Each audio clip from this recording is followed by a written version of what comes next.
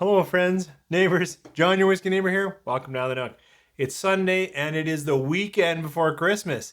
So I quickly looked at my shelves and thought I really haven't given deep thoughts on these three whiskeys, and I think each of these would be a fantastic gift depending on who you're looking to buy for. So I'm going to talk about this Mortlach 16, the Beast of Dufton, and then I'm going to talk about this Boulder bourbon, but it's finished in port barrels.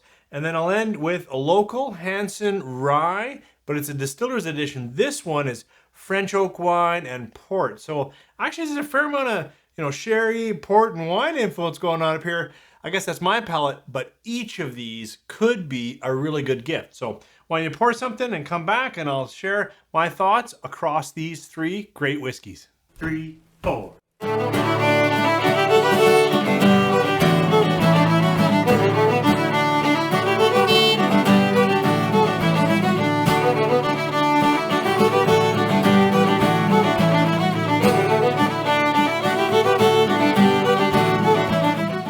Thanks for coming back. So the first I want to talk about is a Scotch. And I've actually had this open for a while, but I haven't been into it that often. It was a gift a while back. In my neighborhood, I don't know why, but this Mortlach 16 often goes on sale or offer for a pretty good price. Now, Mortlach is unique. They put right on there, it's distilled 2.81 times, something like that. I think it's 43.4, 43.3, 43.4% alcohol. And, I've read a few times how they get to 2.81 times. I would say basically they have 6 unique stills. They're all different sizes with different line arms, directions, that kind of thing. And they orchestrate all of their spirit to go through these stills in such a way that they say it's distilled 2.81. I'm not going to explain that to you today.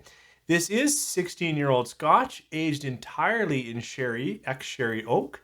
They also use warm tubs in their cooling, which can tend toward a little bit heavier of spirit. Let's talk Mortlach 16, the Beast, on the nose. I drink a lot of Beast-like whiskey, and I wouldn't say that. I say this is a really nice, malty, sherried nose. It's not heavy leather sherry though. It's actually almost a bit more fruity, like it's got that cut orchard with a little bit more in it, maybe light. Yeah, some red fruits.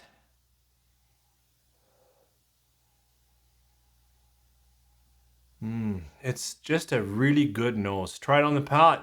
Sláinte.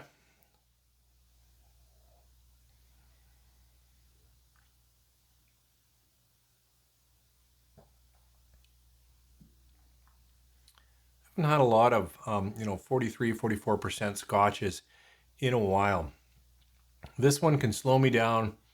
Great palate, nice mouthfeel. It's a little bit spicy, but not like, there's a little bit of wood spice to balance what I would say is some relaxed sherried fruits, good malt character, and a little bit of, early on I would have called it Mortlach funk, but that funk gets used a lot now. So I would say there's a little bit of earthiness, earthy spiciness, maybe a little bit. I've heard it described as umami, perhaps not as much as whiskeys with actual mushrooms in them that I have that, but that earthy quality that I don't know, that holds it together. It's not quite dirty, but that musty earthiness that kind of really brings it together is a characteristic of Mortlach for me, and I like it a lot.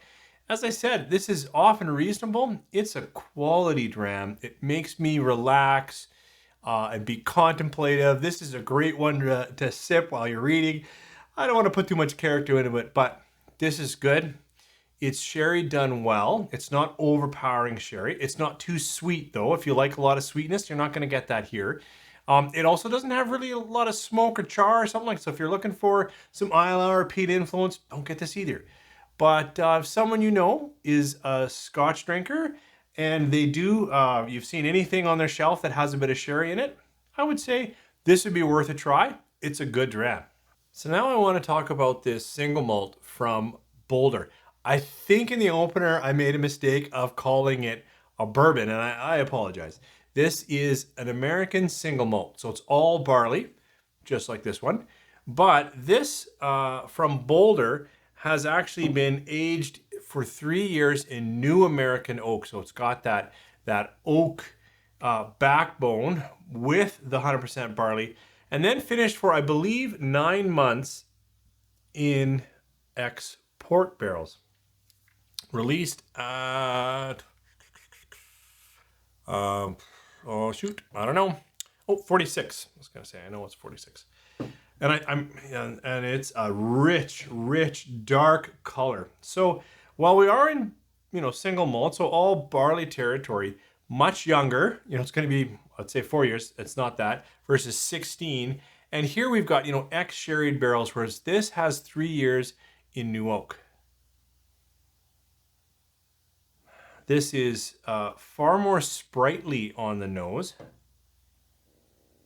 This has moved into more traditional musty sherry. This is a little spicier, a little almost cinnamons already on the nose. Cherry for sure. And a hotness to that cherry. There's a little bit of cinnamon in with that cherry. Let's try it on the palate. Cheers.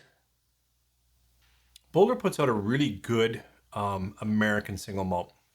It's got malty, but it's got oaky tannins in it, which I associate with American single malt because I associate new oak treatment to a lot of things American, like bourbon and whatnot. So it's got a bit of that wood tannin, wood structure, but fresh wood, sawdusty wood, not old and mustier. This is that cut wood, and the port maybe a little bit of souring in with the fruits, but the fruit speaks right now, just in comparison here, is more cherry-like, more, a mix of sweet maraschino, but darker Bing, like it's got some more of that kind of fruit for me, in with a nice malty, slight nuttiness, spicier palate. This is much brighter than the Mortlach. This is it's not a party drink by any means, but I'm feeling that vibe versus here I was like, I'm gonna read a book. And here I'm like, I wanna cheer this with friends.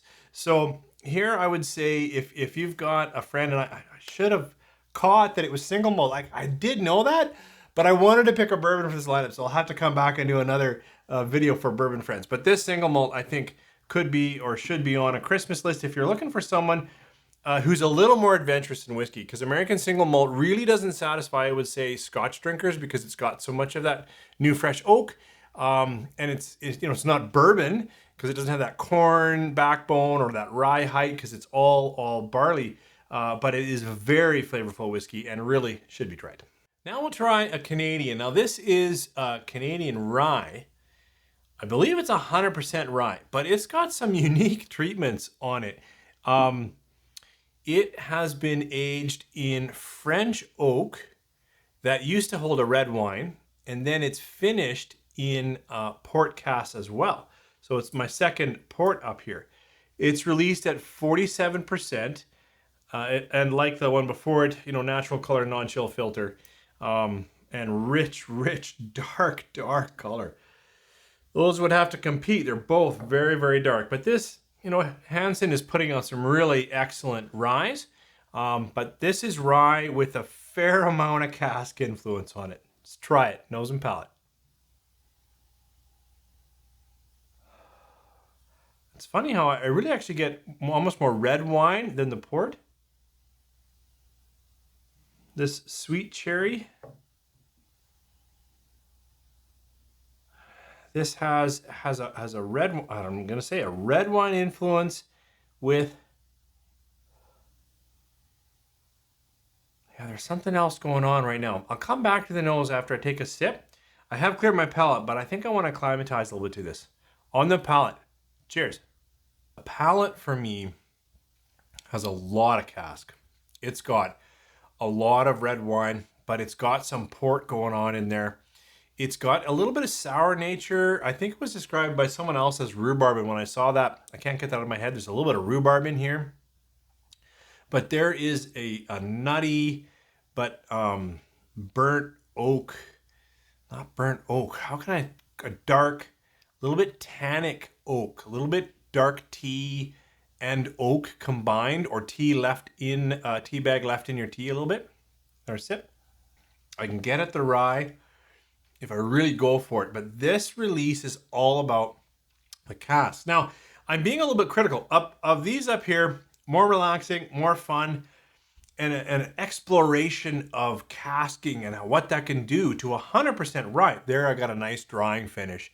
I do like this one, but I really want to get their new Distiller's Edition, which is, I think it's ex-sherry. I think it's ex-sherry, but also French oak. This one is a little heavy-handed with the cask. So,